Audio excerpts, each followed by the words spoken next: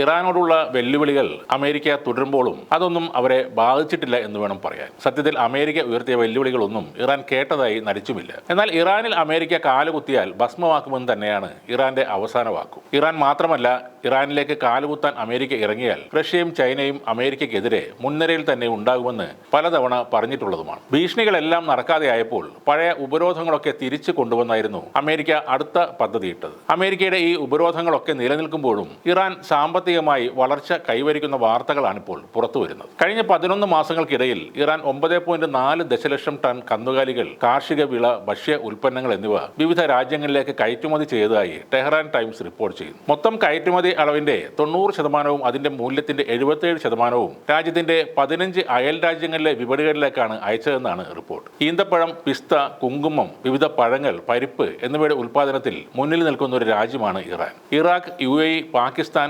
Afghanistan, Russia, India എന്നിവയാണ് ഇറാന്റെ കാർഷിക കയറ്റുമതിയുടെ പ്രധാന ലക്ഷ്യസ്ഥാനങ്ങൾ. കഴിഞ്ഞ കുറച്ച് വർഷങ്ങളിലായി ഇറാൻ മധ്യേഷ്യയിലും കിഴക്കൻ യൂറോപ്പിലും തെക്ക് കിഴക്കൻ ഏഷ്യയിലും തങ്ങളുടെ ഉൽപ്പന്നങ്ങൾ എത്തിച്ചിരുന്നു. ഇറാന്റെ കാലാവസ്ഥാ സാഹചര്യങ്ങൾ വർഷം മുഴുവനും കൃഷിക്ക് അനുയോജ്യമായതാണ്. അത് രാജ്യത്തിന് വലിയ നേട്ടവും നൽകുന്നുണ്ട്. ഇറാന്റെ 7ാമത്തെ ദേശീയ വികസന പദ്ധതി പ്രകാരം കാർഷിക കയറ്റുമതി 20 മുതൽ 25% വരെ വർദ്ധിപ്പിക്കുക എന്നതാണ് സർക്കാർ ലക്ഷ്യം വെക്കുന്നത്. അഫ്ഗാനിസ്ഥാനുമായി ഇറാൻ ഇപ്പോൾ ഒട്ടേറെ വാണിജ്യ ഇടപാടുകളും നടത്തുന്നുണ്ട്. അതേസമയം എണ്ണ ഉൽപ്പാദകർക്ക് ഡ്രില്ലിംഗ് സേവനങ്ങൾ നൽകുന്ന നാഷണൽ ഇറാനിയൻ ഡ്രില്ലിംഗ് കമ്പനി മുൻനിരയിൽ എത്തിയതായി സ്റ്റേറ്റ് മീഡിയ റിപ്പോർട്ട് ചെയ്യുന്നു. കഴിഞ്ഞ വർഷം ഇറാനിയൻ ഡ്രില്ലിംഗ് കമ്പനി 100 കിണറുകൾ പൂർത്തിയാക്കി. അതിൽ 24 വികസന കിണറുകളും 74 വർക്ക് ഓവറുകളും ഉൾപ്പെടുന്നു. കനത്ത ഉപരോധങ്ങൾ നൽകി ഇറാനെ ദുർബലപ്പെടുത്താമെന്ന് കരുതിയ അമേരിക്കയ്ക്കുള്ള ശക്തമായ മറുപടിയാണ് നിലവിൽ പുറത്തു വന്നിരിക്കുന്ന ഈ റിപ്പോർട്ടുകളെല്ലാം. വിവിധ മേഖലകളിൽ ഇറാൻ കൈവരിച്ച ഈ നേട്ടങ്ങൾ ശത്രുക്കൾക്കുള്ള ഒരു മറുപടി തന്നെയാണ്. ആയുധ ഉൽപ്പാദനത്തിലും സൈനിക ശേഷിയിലും മാത്രമല്ല, സാമ്പത്തിക ശേഷിയിലും ഇറാൻ വളരുന്നത്